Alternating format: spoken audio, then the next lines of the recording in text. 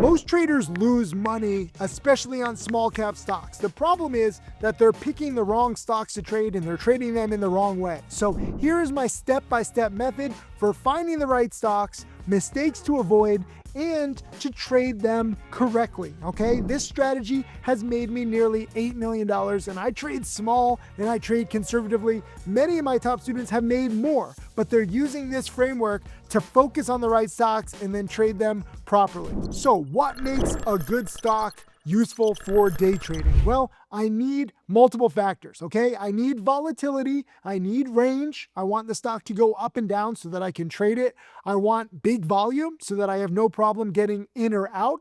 And I want the right float size and price range. I want my sweet spot, okay? I like stocks with a few million shares in the float, and ideally stocks that trade 5, 10, 20, 30, or even 50 million shares on the day so the float gets rotated. I actually have a separate video specifically on volume. If you click the link below, you can watch that. I also like a news catalyst because then there's a reason to trade it. And I want one of my go-to patterns, like a gap up, a multi-day breakout, a morning panic. I have a few key patterns that I look for. But before I get into how to find stocks to trade them step by step, if you're a beginner trader, I cannot recommend enough going through the Sykes sliding scale, which is a tool I created that helps you decide whether or not to trade a stock. It helps you with your odds. It covers how to pick stocks, and I want to teach you in this video. I have a specific video on how to use the Sykes sliding scale. It's linked in the description, so I highly recommend you watch that. But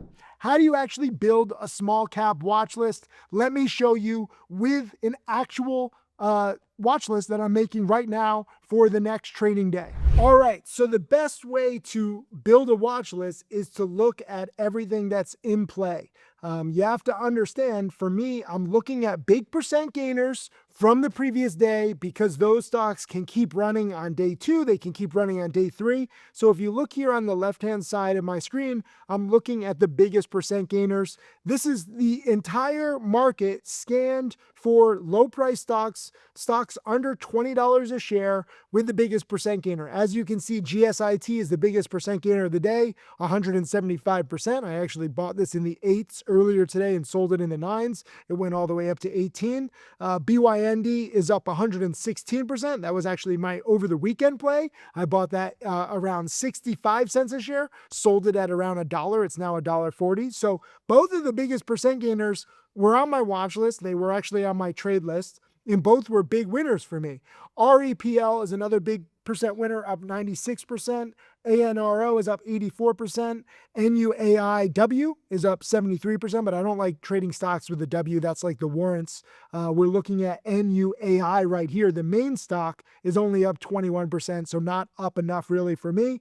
DCGO is up 58%. I believe that's an after hours runner. I'm filming this at night. So whenever you make your watch list, you got to look for the big percent gainers. You see DCGO is spiking big after hours. It closed around $1.20, and that's already up to $1.80 just after hours already. So that's how I organize it. All of these stocks are in play, but how do I actually look at them now? Because they're already big percent gainers. So let me show you. So this is a watch list that I'm actually sending out to subscribers later today.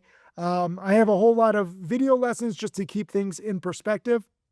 I said, watch these last 2 video lessons to get an idea of what's in play and what's working. So aside from just the tickers, I like to give notes to my students and to myself just to understand the main trends going on in the market. So I'll say right now, I had a great day of trading on Monday with a big over the weekend winner in BYND and nice morning spike winners in GSIT and NUAI, all 3 of which kept going after I sold. So it's nice to have 3 big winners in a row and I'm going to put "and" in all caps, and sell them too soon, which will guide me in my trading tomorrow, meaning that I've led on with my thesis, but I could have been more aggressive on Monday. So I'll learn from that. So it's not just about how you alert a stock or how well you trade the stock. You have to see how it did after the fact. In all three of my big winners, and it's very rare that I have three big winners, but all three of them kept going. So I don't think I'm going to trade these same three again, but it means that I'm on the right track with my strategy, and this is a hot market. So I say I could have been more aggressive on Monday. So I'll learn from this and try to be aggressive on Tuesday's trading. Every single day, you're trying to learn from the previous day and you're trying to do better. For all I know, Tuesday might not be as strong as Monday, but as of right now, it is. So I'm still watching GSIT, NUAI, BYND, but all three of them have now come very far, very fast. So I don't want to chase any of them. I'd rather look to be more aggressive on new plays. So I always look at the plays from the previous day. I still consider them, but it doesn't mean that I'm going to trade them again. I'll put them on my watch list. Understand, a watch list is not a trade list. So I'm still going to watch them. I might trade them, but I doubt that I will because they've come so far. Out of the three, GSIT is the only one where I really might rebuy it since it's just a first green day pattern, whereas the others have now run for multiple days and are likely just short squeezes. So that's how I begin the watch list with my recent plays, just to review, which I might rebuy, but I doubt it. DCGO is a brand new one, and frankly, I should be in this stock right now. It keeps hitting new highs. Unfortunately, I'm in this studio filming. Unfortunately, that's what happens sometimes as a teacher. But DCGO, let's see what the news is. They acquired a virtual care platform for telehealth services. So telehealth is very popular. And this small company just acquired it. I look at the market cap. The market cap is only 200 million. The one thing I don't like about it is the float is 94 million. So even though it's spiking big, many people just aren't aware that it's probably up this much. Tomorrow, there might be a lot of selling. I prefer stocks with much smaller floats. If this were 9 million shares or 900,000 shares, I would be much more interested. So let me say this in the watch list. DCGO is the biggest percent gainer after hours that I'm watching right now, but it has a float of nearly 100 million shares. So while it's spiking on little volume after hours, we have to wait and see how it trades when the regular market opens with bigger volume. So that's the problem. This is why not all plays are just buys right away. If you look at GSIT, as you can see here, the float was 21 million shares, but it traded 115 million shares on the day. So roughly 5 or 6 times the float rotation. That's going to be very difficult for DCGO because the float is 94 million. That means it's going to have to trade 500 or 600 million shares tomorrow. Probably is not going to get there. Even when the news is breaking, it's only trading a few million shares. So that's why even though this stock is spiking big, it's a big percent gainer, the volume tells a different story. So I'm watching that. REPL was also a big percent gainer, but this is a biotech. Biotechs don't usually do that well. So when a biotech doesn't usually do that well, guess what? The float is 48 million shares. The volume is only 67 million shares. So not enough volume compared to the float. So again, I'm watching these stocks, but I don't see anything truly great. Let me put this in the watch list real quick. REPL is another big percent gainer, but it's a biotech with a big float. So it's going to be difficult to really spike the next day. Another play very similar to DCGO, which I'll watch,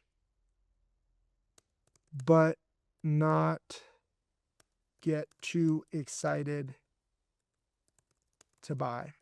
So this is just some of the watch lists. I'll do more of the watch list later, but I want you to understand that I don't see anything truly great right now. I'm watching the previous day and I'm watching the current big percent gainers. So those were just a few plays from the big percent scans and the plays that I traded today. So that's how I build my watch list already. There's roughly half a dozen plays for tomorrow, but I also look at stocks to trade breaking news with any new breaking news plays. I also look at the Profitly chat room, see what a lot of people are talking about in chat, and I'll even use XGPT, which is AI, which crunches all of my lessons into a nice abbreviated email. So you have multiple sources, but for me, when I already have half a dozen plays to watch, that's frankly enough. I just want to focus on plays with the most range. But how do I actually evaluate these candidates on the watch list to potentially trade? Like I said, I'm looking at the volume, I'm looking at the range, I'm looking for fresh news.